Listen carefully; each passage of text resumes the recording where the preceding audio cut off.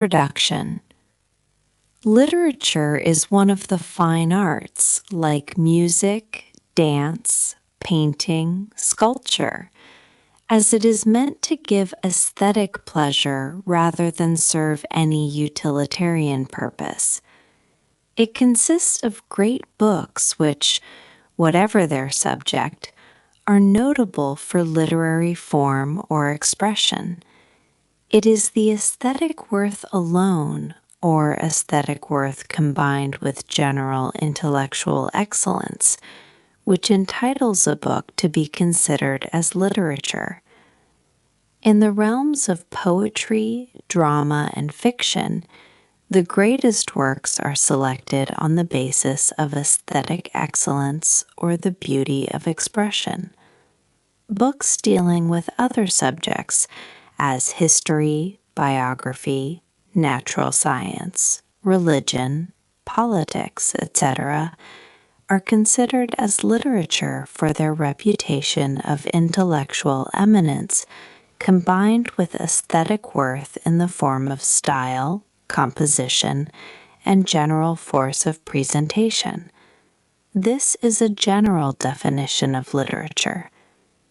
There are two types of literature: applied literature and pure literature. The two terms can be properly explained by studying Darwin's The Origin of Species and Keats' Ode on a Grecian Urn. The Origin of Species has certainly some literary merit in the form of expressive power, as Darwin has communicated certain information to the reader in an appropriate style. There are two elements in the book: the merit of Darwin's purpose and the merit of expressive power, which are easily distinguishable. But these two elements cannot be distinguished in Keats' Ode on a Grecian Urn. It gives us no information which may be true or false, and argument which may or may not be cogent. This is what is called pure literature.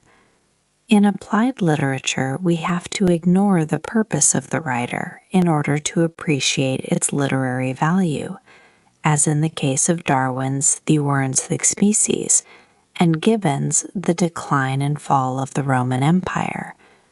But in pure literature, we need no exclude the author's purpose, because here the writer has no purpose except that the expression should exist for the mere sake of existing itself. Expression, thus, is the fundamental thing in literature. But what does the author express? It is his experience once of life.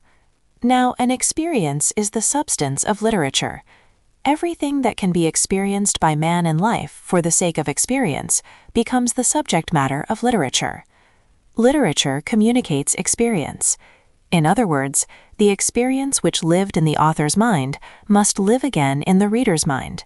The writer has not merely to give the reader what he has experienced, or how the experience has been taken, but he must give to the reader his own experience, and transplant it from his own mind to the reader's.